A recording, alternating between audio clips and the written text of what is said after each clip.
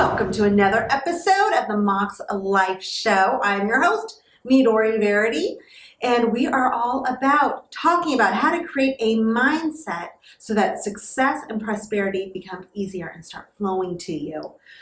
Today, our show, I am so excited about who we have. We have a woman named Rita Kakati-Shah, and she's the founder of a company called UMA. She is going to be showing us how to re-enter the workforce. If we've taken a break to take care of our family, our kids, health, anything, she is going to show us how to do it gracefully. And then to support that, our very own biz technologist, Ed Troxel, is going to be talking about digital resumes. It is genius. You want to be hearing that. But before we get to all of that, we're going to be talking about mindsets. And so come on along, get out your paper and pen and let's go. How many of you have gone to events where you're like, wow, these speakers are amazing, and you get all this, you get papers filled of notes, and you go home 6 months later and nothing changes. Nothing progresses in your career or in your life. That is what we are talking about today, because I'm so frustrated with when that happens.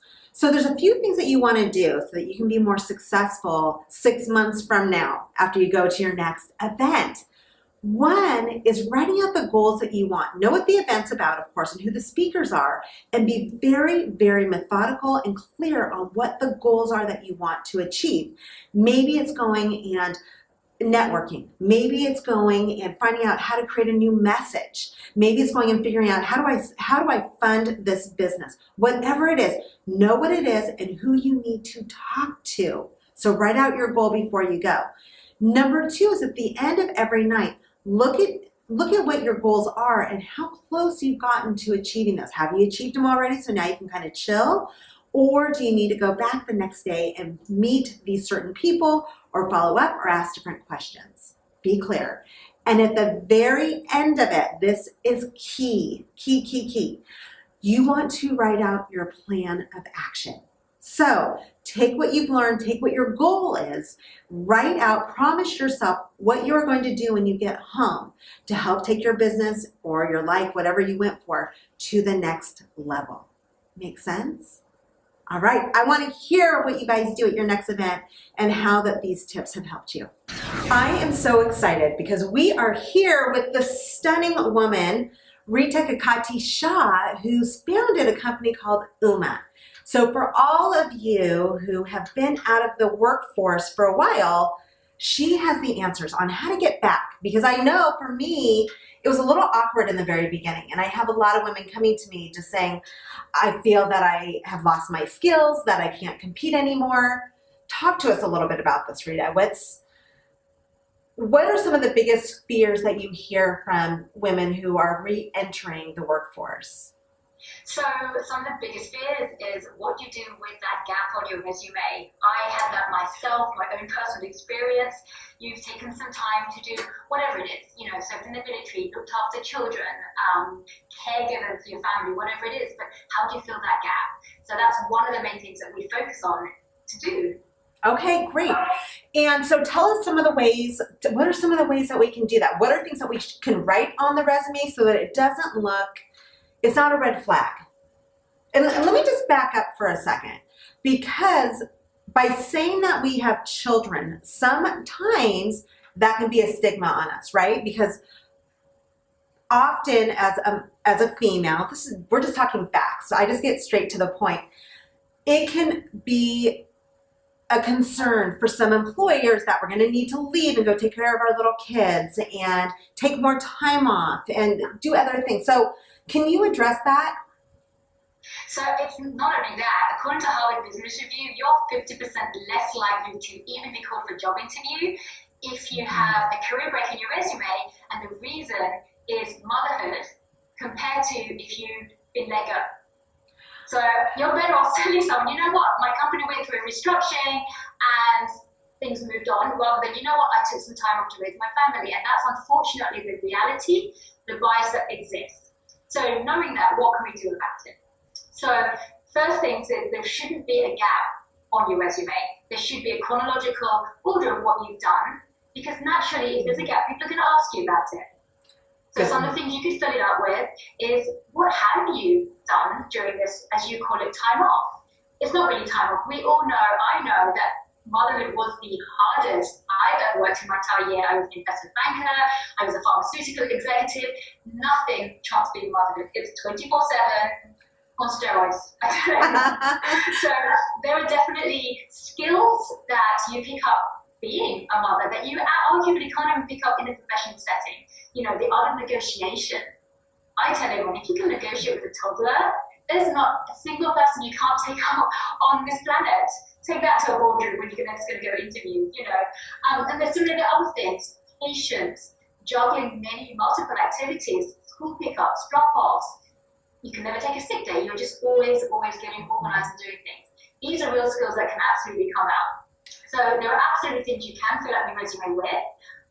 And, you know, whether you've worked professionally, you might have done a consulting gig, you might have started your own company, done something in the background, you might have worked in your school's PA, your parents' association, and done voluntary activities. Mm-hmm. On your resume, nobody asks you, was it paid or was it unpaid?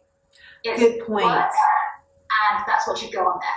Yes, good point. Okay, so with a resume also, you don't need to have dates. Is that right? Is that still the way that it is? I always recommend you do put some sort of dates on there. Okay. What you're referring to is necessarily dates of education to give away your age, because that's something that exists, ageism. What I think, people like to know your longevity at a job. Can you keep a job for longer than a couple of weeks, a couple of months, a couple of years, whatever it is? It depends on your industry. Finance, for example, law, some of the other industries out there, they do actually like just to see how long you've been at a certain company for. It shows can you commit to something? Can you sustain that sort of a job? Okay. Keep them in chronological order. Makes sense. Okay, thank you. What about for a person who hasn't worked in a while? Maybe they've taken 5 years off or something. It's all relative. And they're thinking, okay, now what? Do I go to Craigslist? Do I call a headhunter? What are some ways for them to find positions? Call me, Kuruma. There you go. Okay. So that's actually a really good question. Before we even get to the job search part, we go through what we call a self-discovery journey. Part of the workshops we do is about building up confidence, finding out who we are, what makes us who we are. Quite often we find returnees going back to work, and it's very natural to think, okay, I used to be a lawyer, or I came from a finance background. That's what I want to go back to. But is it? What is your passion now? What is right for you now? So that's the first thing we do. I mean, think of your journey. I think of my own. Where were we 5, 10, 15 years ago?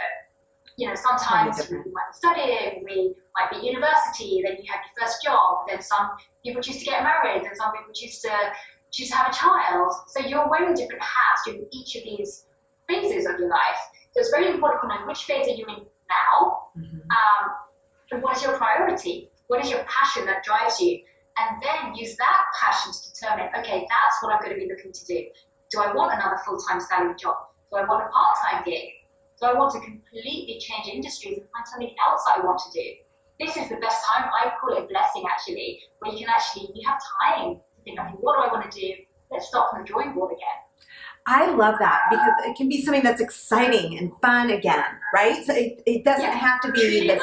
It is fun. I mean, it is daunting, absolutely. It is a time you think, oh my gosh, there's so much going on, but treat it as this is a time when you can decide for yourself. You know you have a lot of skills. You know you have a lot of things backing you up, but you have that inner confidence. You did this once upon a time. You know you can do this again. Right. So it's just getting that mental part. So let's talk about that. Let's talk about the mindset that you have seen work with your clients as well as yourself to help you persevere when you're feeling insecure or entering this whole new world again. So a couple of things. I think before you do decide to venture in, congratulations when you're thinking of going into a new form of whatever it is. It's a big, big step to do that. So that's the first pat on the back. Secondly, really think about why is the reason that you want to do something. What is your driving force? What is that motivator? That is your passion that drives you. If you remember that passion, that is ultimately what gets you through. I'll give you an example. I'm an entrepreneur. I started my own business. And to me, I have 2 children, and it's like my third child. I except it's not potty trained and it doesn't use the night. So that's just another way of looking at it. But what drives me is the fact that I'm very passionate about what I'm doing. I'm trying to empower women. I'm trying to change the needle of how jobs are done. I'm trying to change companies and their mentality. That is a driving force for me, knowing that if I persevere, I'm resilient, I can take knockbacks, I'm unstoppable. That is a message that we all have inside of us. It is there, but it's finding it and remembering that passion. What is that fuel that drove you in the first place to do what you're doing? Remember that. What a great tip.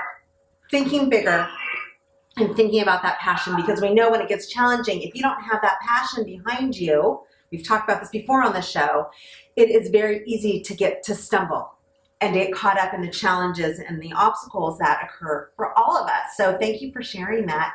So Rita, I know there's a lot of women who want to know more about you and get in touch with you. Where can they reach you? So we have a website. It's www.bebold.com. That's BEBOLD.BEUMA.com. Or you can send us an email, which is info@bebold.com. Perfect. So as you know, in case you didn't have a pencil to write all that down, just go to the moxlife.com, find Rita's show, and that will be in the show notes. Thank you so much for being here with Rita. Great with us. It was great information, and we appreciate you sharing us some tools in our pocket to help us get back at it. All right, Ed. Yes. Digital resumes. Tell us about this. What is this all about? So, you know me, I love bringing the tech into everything, and I'm not one to keep papers around, and I'd rather just snap a photo or send a link and call it a day. And so when you are working on a resume, as we learned earlier in this episode, and you want to fill those gaps and you just really want to have something to work with, you can of course start with pen and paper. That's easy, no tech involved. Then you can get into your social profiles like LinkedIn. A lot of people love to use LinkedIn as a resume. That's fine. It is not your end game though. What you want to do is you want to take it to the next level and use a program that's called visualcv.com. Okay. So like visual C cover B video. Yes. Okay. So visualcv.com is an online program that you can access anywhere you have an internet connection, and you can digitally build your resume, and they have templates for you, which is awesome. Oh, to make it look professional? Yes. And Love what's it. cool about it is that you can build out your whole resume there. You can even include photos, videos, links, all right there. Oh, this is huge because Yes. depending on what you're doing, if you are a speaker or if you are, you have a portfolio, having all of that is so important. It's a great way to have everything in one document and make it more interactive. Now it's becoming entertaining because when somebody's watching it or wanting to click through, it's giving you personality. It's no longer just words on a page. Yeah. And so this program allows you to do that. What's also cool about it is you can download it as a PDF. You can send it as a link to somebody so they can click on it, just like your digital business cards we talked about on a previous episode. It's a really fun program and easy to use. And also, it has great resources. At the very bottom of the page, they have support documents, not only for how to use the program, but how to work on a resume and just learning more about. Which is perfect because if you've been out of the loop for a while, as we talked about earlier, trends change. Oh, big time, like snaps. Yeah. From when I had to have a resume a million years ago, Yep. it's totally different. And so I love that it has that there. So you Yeah. can have some tools. To, Yeah, so even if you're not ready to work on your resume just yet, or maybe you have a program you're good with, utilize this website so that you can look at the resources and what they are offering just in general, because it's going to help you with making sure your resume is up to date and really stands out among the crowd. Love it. Yeah. Love it. I'm going to go try it. Anybody hungry out there? Because I have something that's going to satisfy your sweet tooth and And your lard tooth? what is chicken cravings? Like fried. I have something that's going to satisfy not only your sweet tooth, but also your fried chicken tooth. That's right. We all have one. Let's be honest. Let's be honest. So there's this whole bidding war, if you will, going on between the food chains, the fast food chains. Yeah. And Popeyes came out with their chicken sandwich. That was a huge hit. And so everyone and their mother who has a fast food chain is trying to compete and jump in really on the social media bandwagon because it's free press. Totally. Everyone wants it. Yeah. And so they've been selling out and it's not available in certain places and all of that. Wow. So KFC decided that they should take it to the next level and get in on this because why not? Free press, right? And they're being creative and they created the fried chicken donut sandwich. So let me just share with you that it is 2 glazed donuts with a fried piece of chicken in between. And they're only testing it in a few locations to see how well it does. But they're getting all this free publicity because why? It's different. Mm-hmm. It's standing out. It's not just another chicken sandwich. It's not a chicken wrap. It's something that's totally so crazy and disgusting. We're talking about it. Exactly. Right? And I mean, they should really tie in with a hospital or a doctor, cardiologist. They should have some kind of, I can think of all kinds of business things for them. Oh yeah. Because who eats that? Well, I will say I am a health nut, but I do like a good fried piece of chicken. Not from KFC. Don't tell me about KFC because I'm not a fast food person. But I will say that I was not mad at the picture when I saw it. Oh, it looked And totally that scrumptious. I wouldn't mind having at least a bite because of the sweet savory thing. Yes. I know because I love chicken and waffles, I know that would probably be just a nice little treat. Oh, and I have to say, donuts are my favorite thing in the whole world. When I do go to heaven someday, it's going to be filled with donuts. And here's the thing, too. We have to think about this. One, we're talking about it, right? Mm-hmm. But it's not just about the donuts. It's not just about the chicken sandwich. It's not about KFC. It's about curiosity marketing. That's what we call it in the business world. Yes. And it's that part of it's so crazy that I need to try it. I need to see it. I need to understand what's behind this. Yeah. Like, I'm just curious. And that's what gets people talking. That's what sells. And then that's where you figure out if it's something that people want or not. Gosh, so I'm just trying to think, okay, what can I do in my business Yeah. or your business or even with the show that would create that type of curiosity? Yeah, it's true. And that's where we can use TikTok Yes. to play with filters. Because again, we may not be very creative in the content that we have or that we want, but if we use tools that are available to us like TikTok or like any other photo editing apps or social media apps, we can get a little bit more creative without having to spend a ton of money, to be honest. Or make something that really is not good for society. Yeah. I love that. Great story. Thank you for sharing that. Yeah. So what do you got? Okay, so I was on the internet and I was just kind of doing a little searching and this came up. So you tell me what you think. Okay, I will. How much, I'm talking to everybody, how much could you make with $5 in 2 hours? So you got to get creative. You got to think about this. So this is a question that a woman named Tina Selleck presented to her students. And she's the executive director of the Stanford Technology Ventures Program. So I love this. Yeah. And so the students got really creative. So remember, it is $5 and you have 2 hours. Here's the key. So I have to read this because it's important to know this. There's 14 teams altogether, and they were told the 2 hours started once they cracked open the envelope. Okay. That's kind of key. What they noticed, what would you do? What was it? Oh, I already have an idea, but what was in the envelope? The $5. $5. And you have to spend it, or it's just that's your total that you That's your budget. That's your full amount that you could spend. Okay.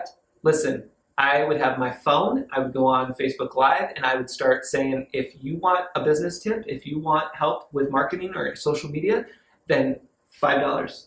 I like it. Consulting. That's $5. It's easy. just like, and that's a step up from Charlie Brown. Yep. He charged 5 cents, or I think Lucy did for kisses or something like that. So that's the new. And here's the thing: you could do one tip for $5, and if you want to upsell and you want to stay on for 4 tips or 5 tips, then you go $20, $30, $50. There you go. Done. Call it okay. So, but let me tell you, you want to know what was most successful? I do. The people who never open the envelope. And here's why. See, and that's who I would be. I would be the one not opening it. Yes. Because why do you need it? Because they, instead of focusing on, okay, we have $5, it's taking your mind off of the big task and the creativity. Yes.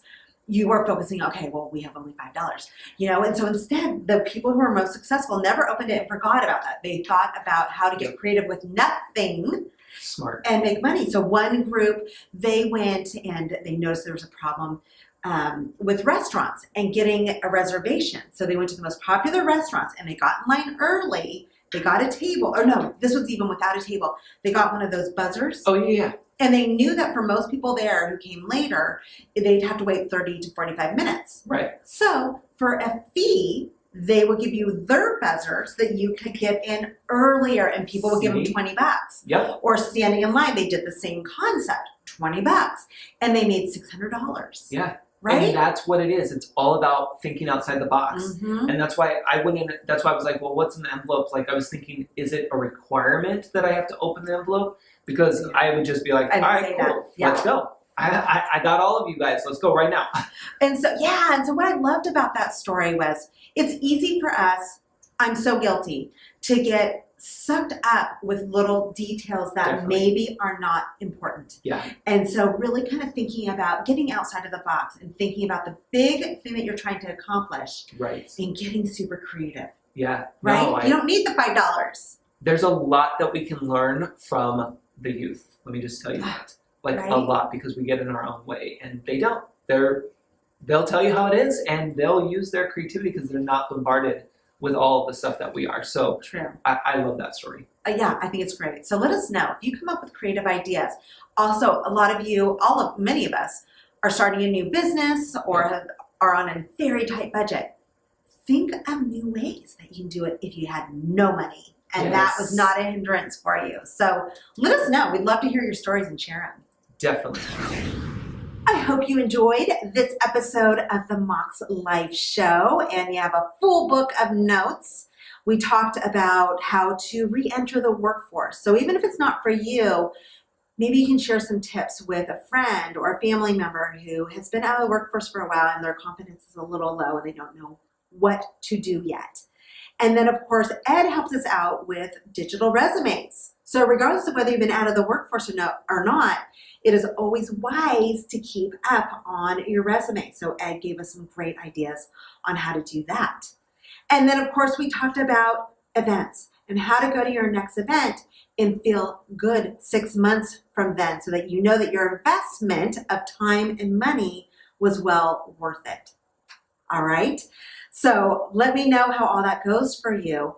As always, I want to thank Collabs for offering us this beautiful place to do our shows. And of course, remember the gratitude attitude. Regardless of how you feel in the morning and you just want to climb into bed and stay there, pull those covers over. While you're having those covers over you, think of those 3 things that you're grateful for. Then take those covers back over off of you and watch how your mindset changes and how you're able to approach your day in a much more positive light.